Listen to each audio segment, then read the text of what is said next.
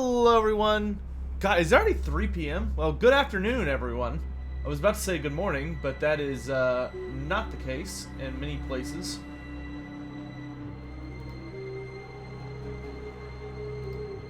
Hope you're all doing well.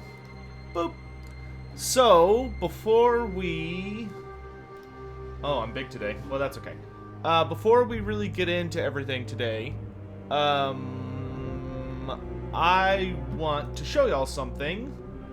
Especially because... Turn you down a bit.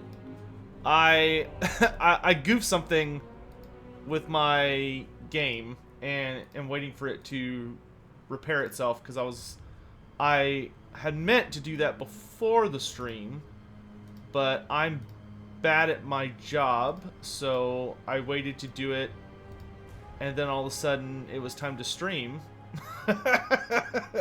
And here we are. But I wanted to show y'all some cool stuff. Anyway, so it's fine. So, do y'all want to see some update pictures I got from Palooka? So for those who don't know, Palooka is a good buddy of mine who is painting.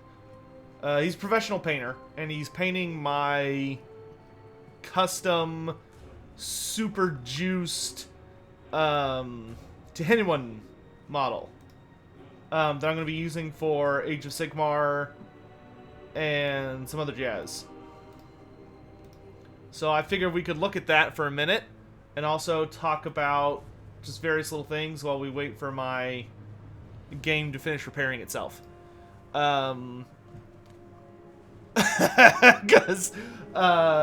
yeah. So, couple other little things. First of all, sorry I didn't stream yesterday morning for the event. I overslept.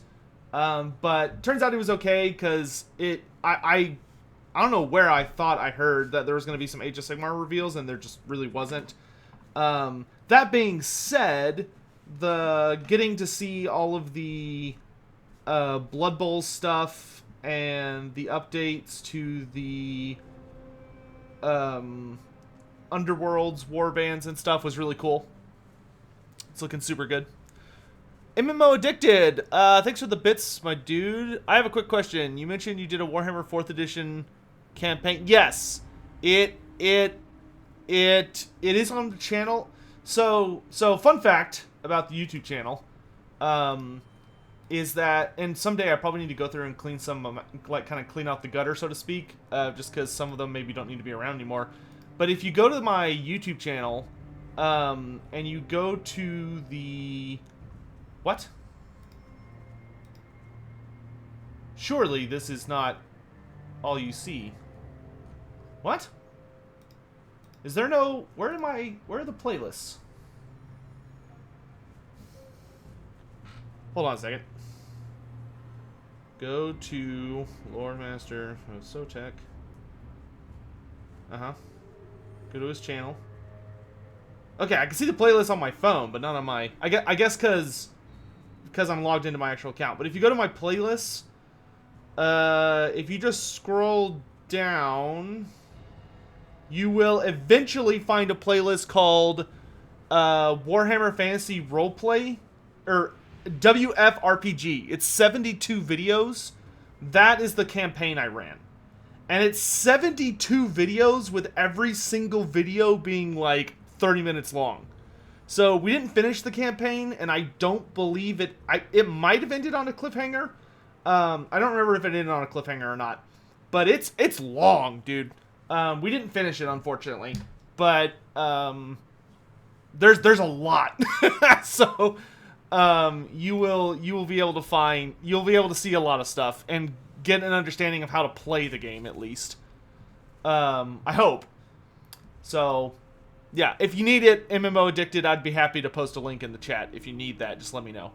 Anyway, so let's go ahead and take a look at these Teheniwan pictures. I'm going to move OBS over there. And then I'm going to grab the pictures. that Palooka sent me. So the way I'm having this done is, here, I'll go ahead and show this guy as well. For those unaware, I had a professionally painted Carnosaur done by a group called Blue Table Painting. Cool YouTube channel. I used to watch them a lot. I don't really watch them anymore. But I really liked them at the time, and I had like recently moved home due to anxiety and depression. Like, I had never had anxiety. I never had an anxiety attack, I'll say. And suddenly I had one, and my life got flipped around and shit got crazy. So when I came home to kind of make myself feel better, I got a professionally made Carnosaur Lord. And this was years ago, and now I really want to like get an entire army of Lizardmen or Seraphon based around that design. So I'll show you the Carnosaur Lord first, and then I will show you the Seraphon stuff. Let me make sure there's nothing weird on my screen. No? Okay. So, so this is the Carnosaur. This is my big boy. He's in the there's a big thing behind me, behind the green screen, that he's currently residing in. I actually need to send him to get repaired because one of these back spikes broke off and I have no idea where it went. So I have to like buy another Carnosaur kit that I'll probably make into a Troglodyte, and then I need to like take the pieces that broke to a professional painter to have them like recreate it. So this is the Carnosaur Lord. It's a big old, and I like lava themed. For those who don't know, MMO Addicted, thanks again for the bits, my dude. May or may not check this. My anxiety and neurosis doesn't like unfinished things. That's fair, dude. There are some good stopping points. I'll note, MMO Addicted. There are some points where you can stop and be like, okay, cool. But so this is a Saurus Old Blood on Carnosaur. And for those that don't know, the reason I go with a lava theme for my big boys is because in the lore of Warhammer Fantasy, the Sotek, the god, the actual like big serpent god, was born out of a volcano. So I always like the idea of having like Lizardmen that like came out of the same volcano that he did. Also, fun fact about him is his arms are magnetic, so you can. But oh god, yeah, this guy did such a good job. Did such a good job. It's just a beautiful model. But here's the back for anyone that wants to see it. And there's like all those snakes all over the base and stuff. Yeah.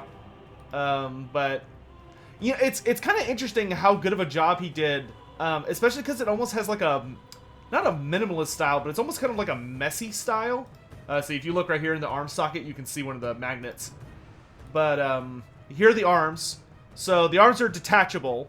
So I could run him either with the spear, which was Krokar's spear, or I could run him with a blade. And I love the job he did on the stone, which he made it where the blade and this part were all made of like an obsidian stone that are super cool looking. Oh, it doesn't show it, but all of the arms were. Oh, okay, here it is. And then yeah, all the arms are detachable. So you could also take off Krokar's Hand of the Gods and have a shield instead. So like for Age of Sigmar, I almost always run it. Grimlock, the last Carnosaur, subscribed with Prime. Grimlock, where did you learn to get on the internet? On the internet, no one knows you're a Carnosaur. They can't prove it. Except for that guy.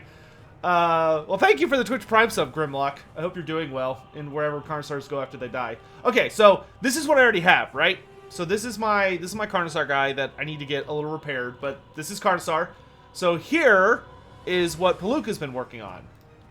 So this is Teheniwan is going to be a Injured the, sorry, it's flipped, but Teheniwan's going to be a Injured of the Gods on steroids. So there's this big old Stegodon that's being worked on.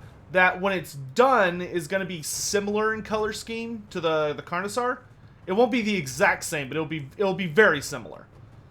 So it'll be similar to this color scheme, but this is where he's at right now. And then this is where Tehinwan's at right now. Look at that! He's got that heart in his hand, but look at that! Look at the snake coiling around him. Isn't that awesome? Obviously this is very, very early. He only just started painting him this past Wednesday. But, the snake winding around him makes me so happy. We took, it was a bitch to get my hands on it, but I managed to purchase the serpents from the, Warcry warband, the, oh god, what are they called?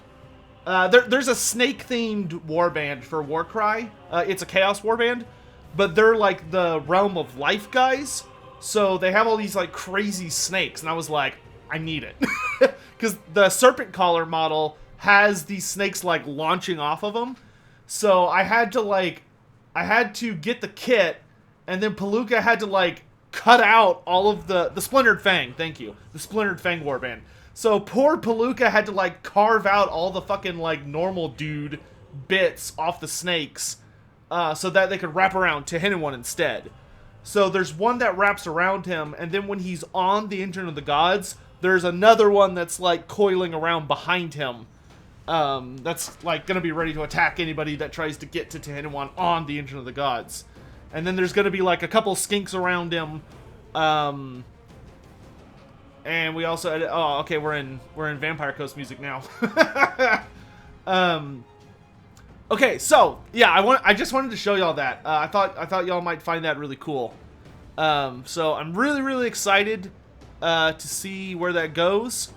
And if you want to see that being put together live, like paint live on Wednesdays, you can always tune in to Palooka's channel, Palooka's Twitch channel, and watch him paint and all that stuff live, which I would super recommend. Also, MMO Addicted, thanks for even more bits. That is a pretty one. How much was it? Ooh, gosh. The Carnosaur... Ooh, I want to say the Carnosaur was... I want to say it was like at least $400. Maybe 5. And then Palooka, I paid Palooka very well, but a significant amount of that was due to like how inconvenient I knew the project was going to be. But Palooka's done a lot of great work. I also had Palooka paint like an exact copy. I bought the Gotrek model and had him paint like a flawless recreation of it, and he killed it. And I sent it to a friend of mine who's very sick, but is like a huge dwarf fan. So he could kind of have that as like a get well charm, and he's still going. So seems to have worked a bit on that. Undertaker, it was not intended, but that's funny. Okay, so yeah, my Warhammer is gonna take a while. I probably should turn the stream off so it could fix normally, but I'm not going to. Instead, I'm just gonna hang out with you guys. If this ends up being like a chill talk stream while we're waiting for the game to finish repairing, that's fine. Okay, so let's say hello to everybody in chat today. Good afternoon to Christian Sukowicz, Jake Wu, Nico Zacharias,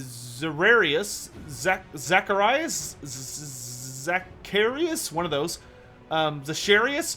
We've also got Sweet Taters, Archmage Eldred, CJ Ubusta, Zerzernov, Solomonsky, Queris, Kiro, Vince676, Tabelane, Jake Wu, in case I already didn't say it, Franny Boy, good to see you. Yep, Jim. Yes, there are Tomb Kings that are good at cooking. You have to remember, most of the depending on the level of society they were in, many of the Tomb Kings have retained their skills from life, so there is undoubtedly a high-ranking Tomb King chef who still has all of the amazing skills he had in life. So, check that out. And then...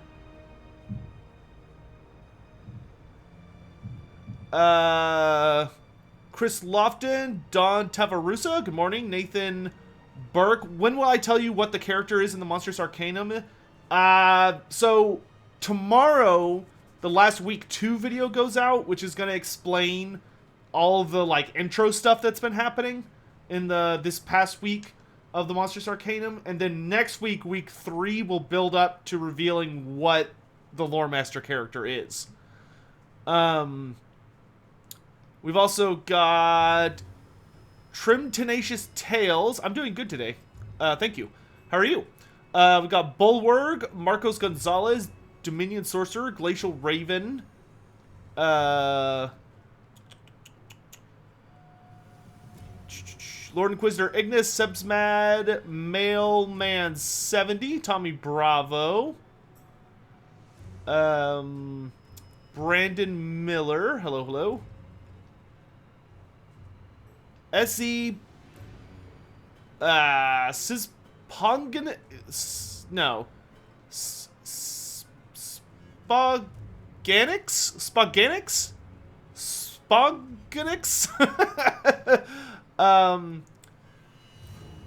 Do I know any lore about Kane? We can talk about Kane in just a minute. Hypermelon, hello, hello. Dr. Zero, Twitch, I'll get to you guys in just a sec. Hang tight. The Great Scholar. Yes, those are snakes beneath the Carnosaur. Nick Lindberg, good to see you. Cincinat, Crotter. Waximus 1. Lunim. Psylocke, Psylocke Bear? Bear, what's the best way to say your name?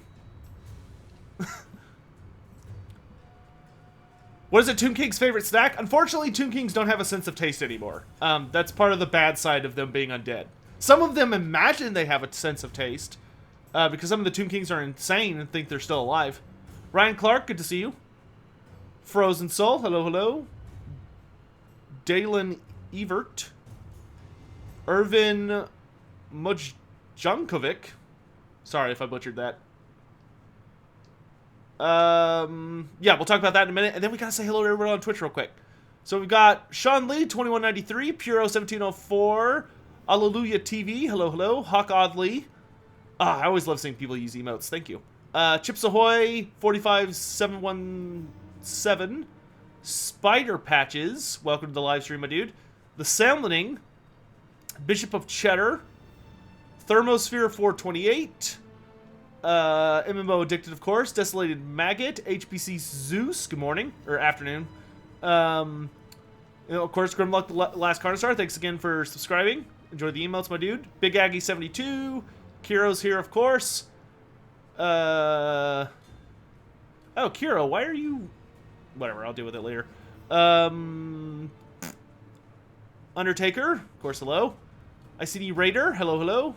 Change to just chatting? I could over on Twitch, just to be safe. Invo Kiraki. Why am I not a mod? Yeah, that's what I was going to ask. But it's like, whatever, I'll deal with it later. Yeah, on Twitch, let's go ahead and change to just chatting, because I like, super goofed and forgot to update, or to repair my game until the stream already was started. So it's downloading very, very slow. So we may very well be just chatting today. But that's okay. Worst case scenario, if it just like keeps just being bad, I can always just turn the stream off and we can fix it then.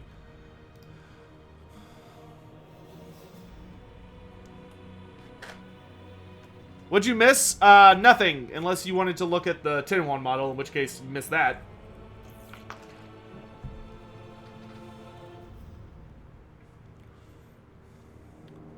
Last stream, Sotek called me a nerd. It's a good thing to be a nerd. I say it like it's a derogatory term, but I'm a nerd. I think it's a good thing to be a nerd.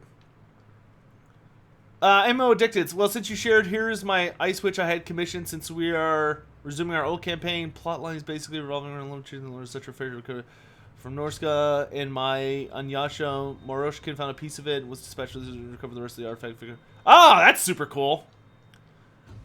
MO Addicted, I will, feel free to shoot me the link on, Discord. Or just, like, private message it to me and I'll check it out. But that sounds awesome, dude. What's my favorite monster? The Monsters Arcanum? In, like, the actual book or in the YouTube series? Is the Wicker Man unit even possible to do in Total War Warhammer? Yeah, I think so. World 777. I think you could... I think the Wicker Man could either be a monster or a monstrous infantry unit for vampire counts. And it would have, like, a really interesting niche. Especially if they went with the idea where it's, like, on fire. So it could, like, have flaming attacks. I look thin. I'm not. But thank you. It's the black. It slims me down. Puro. Oh, my favorite monster in the Monsters Arcanum book? Probably the Dreadsaurian. Yeah, I'd probably say the Dreadsaurian. I don't know if I'd want the Wicker Man to be a Necrofex copy. I would want it to be something, I'd want it to be probably a little notably smaller, but, that way, because I feel like, vampire counts have, like, a good, good monstrous creatures, but I would love to see them kind of mix it up a little.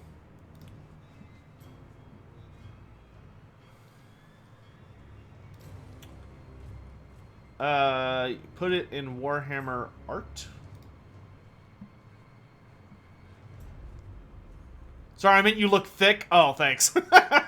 More accurate, but I don't know if that would makes me feel better. Oh! Hey, do you mind if I show that on stream? MMO Addicted? If you want to keep it private, that's totally cool. Gorbel size? Yeah, I'd love for it to be Gorbel size, the Wicker Man. Or maybe, like, somewhere in that ballpark. Sure, go ahead. Sure, I'll show this on stream. This is cool. So, this was sent to me by MMO Addicted for his Warhammer Fantasy roleplay campaign. Ice Witch character. That's pretty slick! It was done by Faye Speaker on Twitter. That looks super nice, dude. That looks very nice. That is a proper Ice Witch character. I hope the campaign goes well.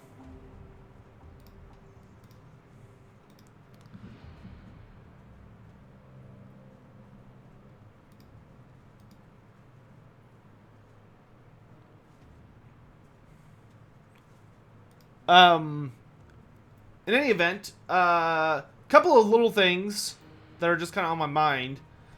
First off, no Monsters Arcanum episode today. I was gonna pump it out today because I've been looking to end most of them on Sundays, like the week, but I didn't want to rush it out, and my day started pretty late. Like, I didn't get up until probably 11 a.m. today, and I didn't want it to come out at like 8 p.m., so we pushed it back to tomorrow. But that's not a huge deal. Normally, right now, I'm not putting out episodes on Mondays or Tuesdays, so this week you just won't get a Sunday episode, but you will get a Monday episode, so should be cool. She's purple? She's not purple, it's just like the lighting. What faction do I think has the best hats? I think Lizardmen have the best hats. I know you're wanting me to say Chaos Dwarves, clearly, but Temple Guard, best hats. Like, have you seen Chalkhox's hat? I know it's technically a helmet, but, you know, helmets, hats, they're basically the same thing, right? Chalkhox is the best hat in Warhammer Fantasy. Don't at me. Oh, MMO Addicted, thanks so much for gifting a sub. Thank you. I appreciate that. Okay, so question about Kane. Yes, so let me address that. So a lot of people coming into Warhammer Fantasy for the first time probably don't really know who Kane is. Kane, who of course is the true owner of the Sword of Kane that you find in Fantasy or Total War Warhammer 2. He is not a smith god, as you might assume, based on the fact that the sword is named after him. Cain is the lord of murder. He is basically the dark elf god of murder, ritualistic bloodshed, and he's Cain the Bloody-Handed. He's a very violent, evil, not good god. He's very bad. Cain was basically the inciting reason why the High Elf Pantheon fell apart, because he... so the High Elves are generally broken up into the Kadai, which are the heavenly gods. So they're kind of like the good gods. And then you have the Sithari, which are the bad gods. They're the gods of the underworld, essentially. And they had a big old civil war, eventually, because Cain just messed a bunch of shit up. Because he's angry and wanted to fistfight everybody, and it was just a total mess. But his sword, which is one of these, I would say is, the strongest weapon in Warhammer Fantasy, was forged by Vol, who is the smith god of the elves. And basically the reason Vol made the Sword of Cain was that he, due to shenanigans, Cain did a lot of really nasty garbage, and it ended up causing a war in heaven, the War in Heaven, as it's known. And during the War in Heaven, Cain basically took Aisha. Like, he decided that he was in love with Aisha, and he wanted her kind of as a prize. He wanted her to be his wife. And he wasn't going to take no for an answer. So he literally went charging into a battle with Kurnos, where he beats the crap out of Kurnos. And he takes Aisha. And Vol, Vol basically tries, if I recall correctly, Vol essentially buys Aisha's freedom by promising to forge Cain the Sword of Cain, which was meant to be like the most terrifying, deadliest weapon ever made. And he succeeded, and I'd have to double check it, but I believe it's vaguely the same as it is in 40k, where Vol then tries to fight Cain using the Sword of Cain, and he gets the shit kicked out of him. Like, he just gets absolutely destroyed. He becomes crippled as a result.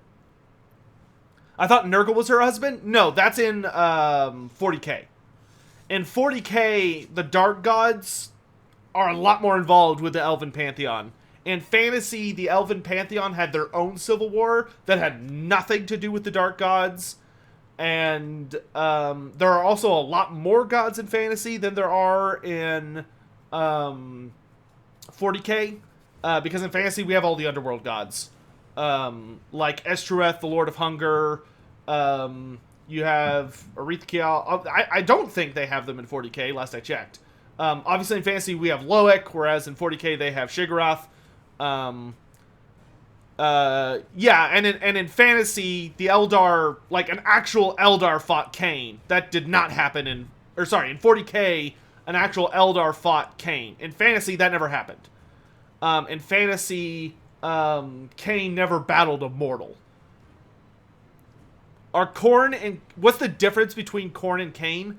The easiest to explain difference between Khorne and Cain is that Cain is a much more refined form of violence. Cain is basically... he's the lord of... he's the bloody-handed god, and he is the lord of murder, but it's murder. Like, Cain really isn't about indiscriminate violence.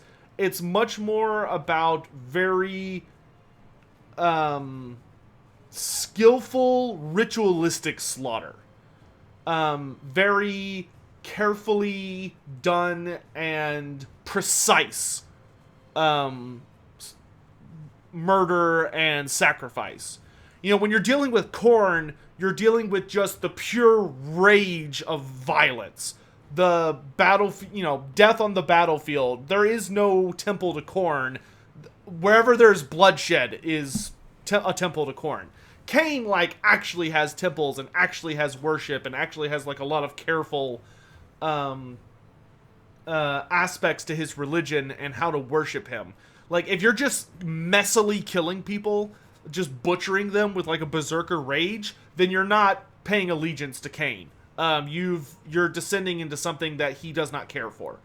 For Cain, murder has to be very stylistic. It has to be high society. High society bloodshed.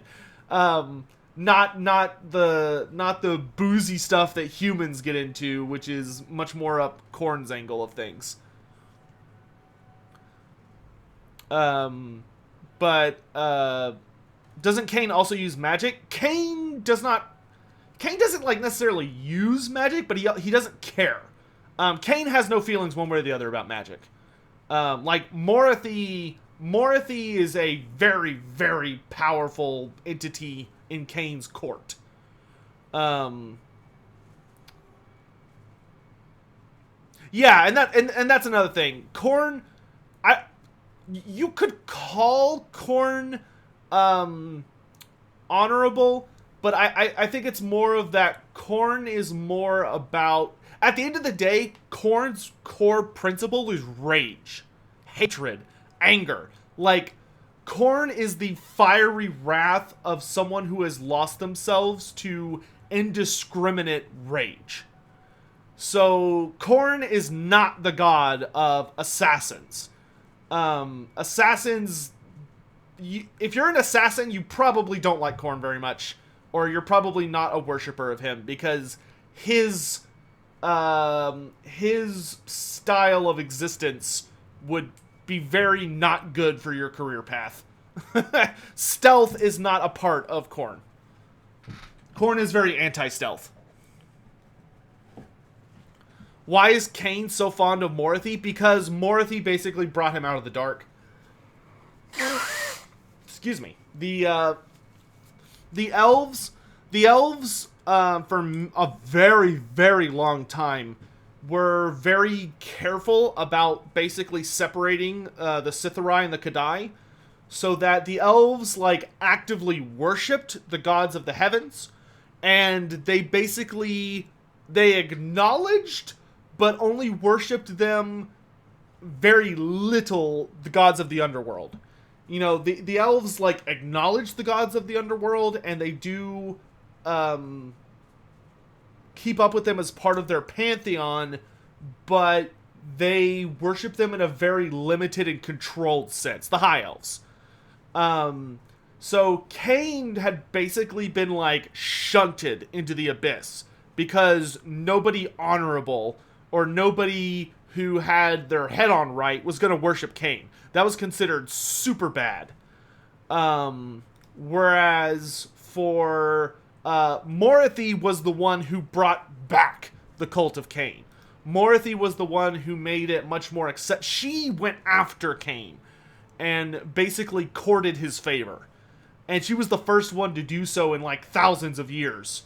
So Cain lavished her with gifts, to say the least. I mean, Cain taught Morathi the secret of the cauldrons of blood so that Morathi could create the cauldrons of blood. Morathi is the only person who knows how to make them, for the record. Like Helebron is by far Cain's most devoted servant. However, Helebron does not know the secrets to the cauldrons of Cain, or the cauldrons of blood.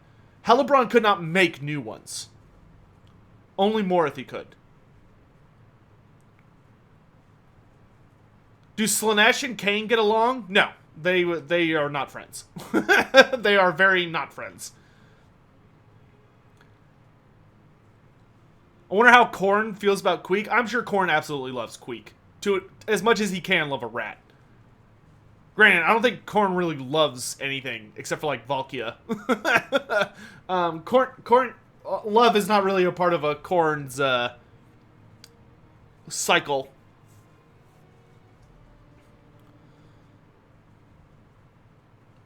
Doesn't Tyrion have some kind of connection to Cain? Yes. Well, that's because of Anarion. So when Anarion's first wife, the Everqueen, died, Yvraine, was it Yvraine or was it? No, Yvraine was her daughter. Was it your? It doesn't matter. When his first wife died, who was the Everqueen at the time, the Phoenix King, Anarion, being the first Phoenix King, believed that not only had his first wife died, also both of his children had died. In reality, both of his children had survived, but he didn't know that. And when that happened, Anarion just kind of like went crazy, believing that his family had been brutally murdered by demons. And so he went to where the Sword of Cain was, and he drew it. And the instant that he drew that blade, he basically made a pact with Cain, where he accepted Cain into him. And by doing so, he basically cursed his bloodline to forever suffer the curse of Cain, which is not a good thing. Who is not Malkia, Valkia with a V. Valkia is the consort of Khorne. She basically is she's basically a Valkyrie, like a Norse Valkyrie from like the myths, but she is a like bat-winged demon princess on steroids. That is one of Khorne's greatest weapons. Even though she doesn't get the demon rule, which is I think an oversight by Games Workshop. Like she's treated like a mortal, but she's functionally a demon prince. It's a little weird, but I class she should be a demon princess. I don't know why she wasn't given the classification, but she should be. Taurus NC, thanks so much for subscribing. I should probably change like the name of the stream, because we are not gonna get to gameplay for a very long time unless I turn the stream on. You know what? I'll let you guys decide. I'll let you guys decide right now. Would y'all rather we just hang out and chat and just like chill for a stream? Or would y'all rather me turn the stream off, let the game repair, and then turn it back on later when it's done, and we play the game? I mean, if y'all, I mean, this could easily be like an hour.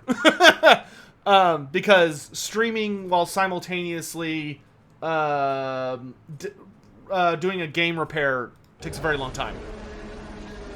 Oh, hey, Taurus NC, thank you very much for the gift subs, my dude.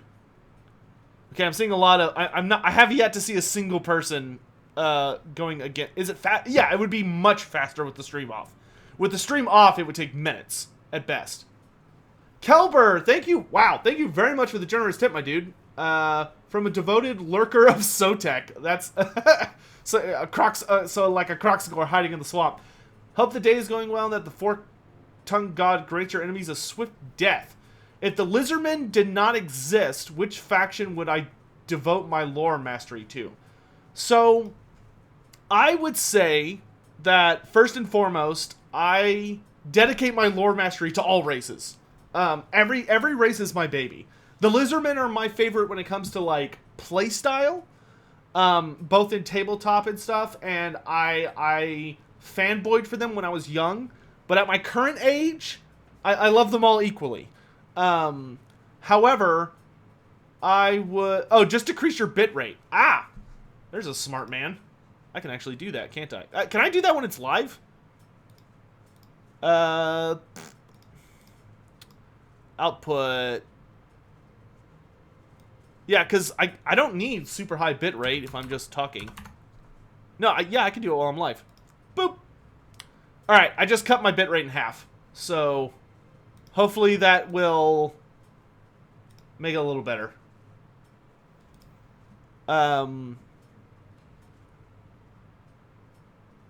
Seems most people are on the repair train. But, that being said, if the Lizardmen did not exist, my second favorite faction is probably Beastmen. Or Dwarves. One of those two.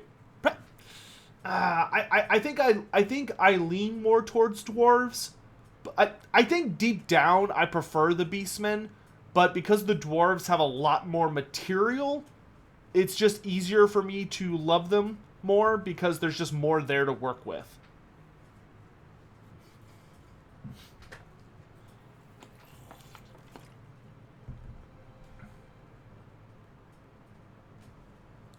Okay, it seems most people are in favor of chilling out, but I'll keep tweaking with the stream a bit to see if it makes the download faster.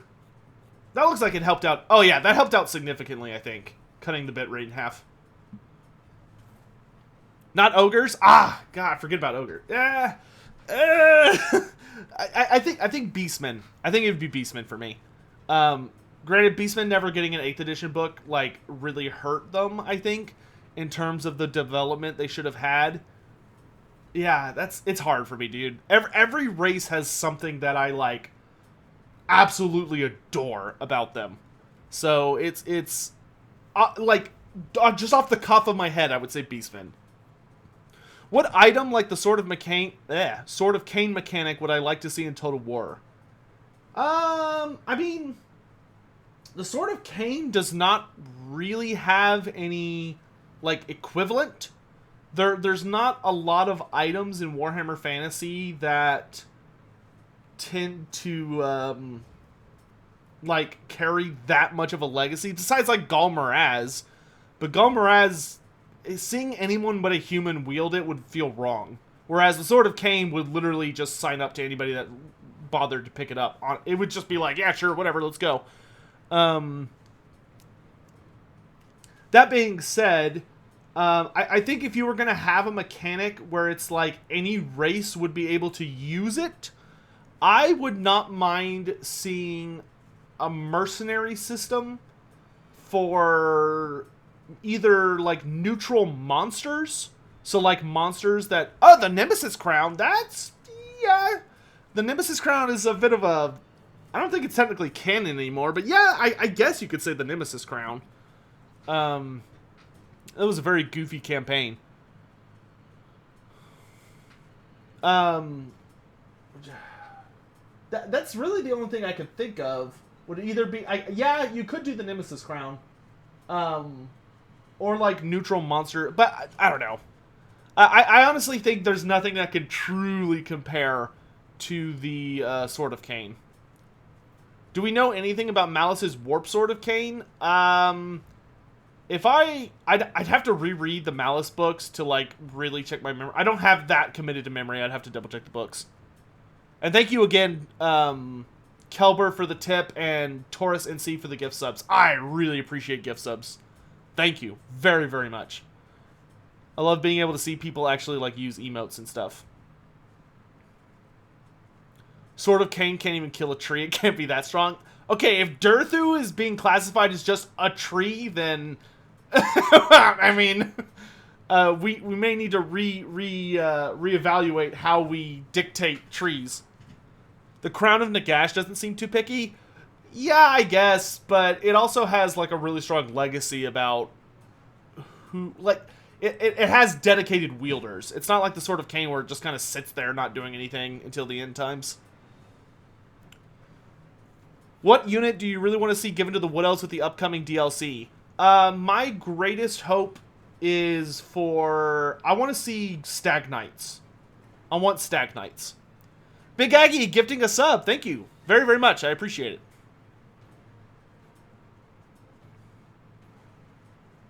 Not the giant squirrel.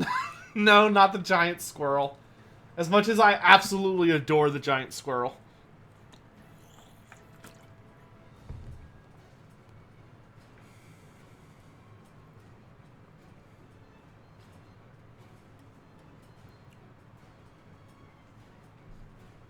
How would I like to see Nagash work mechanically?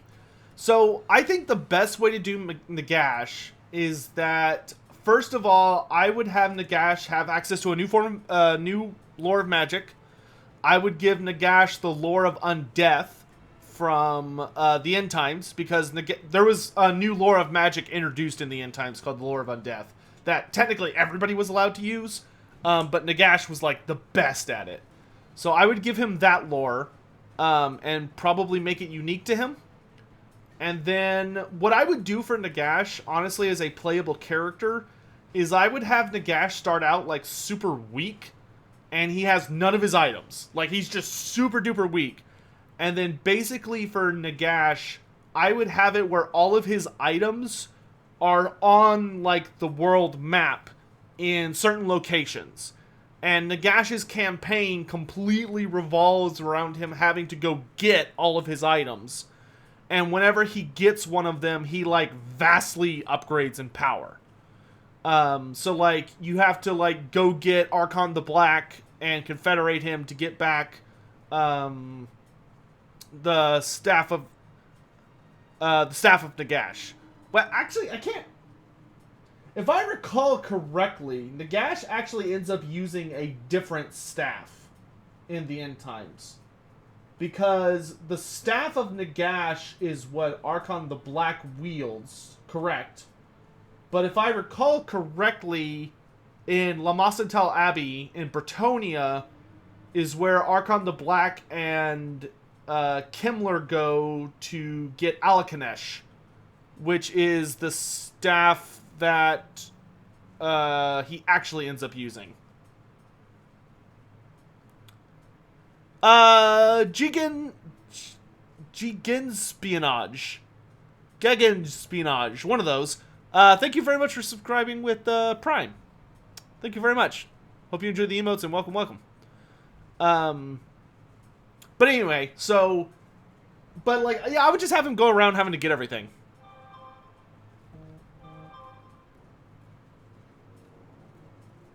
Oh, okay, it's German.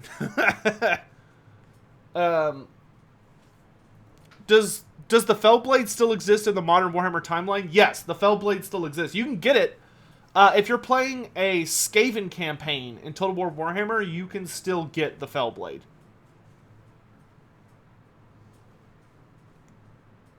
Speaking of magic items, can I tell you what Thanquil's Amulet of the Horned Rat does?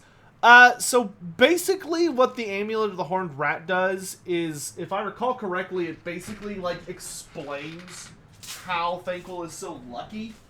But here, let me... Got my Skaven book right here. Thanquil and Bone Ripper. Here we go. The Warp Amulet.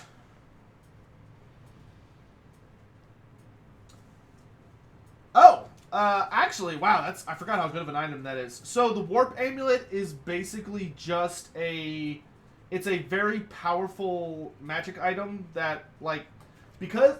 So, Thanquil is kind of a funny character, for a myriad of reasons, but one of them is that because he has, consumed so much Warpstone over his lifetime, he functionally... He almost, like, has it as part of his DNA, and it has a much more bizarre effect on him. Like, just almost purely positive. In fact, in the end times, his bones are, like, purely made out of Warpstone. It's like Wolverine with adamantium, but it's Warpstone instead. And, because of that, like, he's able to literally, like, heal, from damage and stuff. So, like, the Warp Amulet basically, like, regenerates Thanquil. It allows him to heal from damage. I don't think they ever use that aspect in the books. Alright, guys, so I want to kind of play the game. So I'm just gonna turn off the stream for just a little bit, like just a minute. That way I can kind of just like rename like the YouTube VOD of this as just like a pure Q&A stream. And then we can actually get in some gameplay today. So I'm going to go ahead and just flick the stream off for just a little bit. It shouldn't take more than just a few minutes. So just kind of like hang out. And because this is still going to take like a good while. So I'm just going to kind of knock this out real quick. And then we will get into some actual gameplay. So I will be right back. And then we will get some gameplay done. So I'll see you guys in just a minute. Don't go anywhere. I'll be right back. I swear.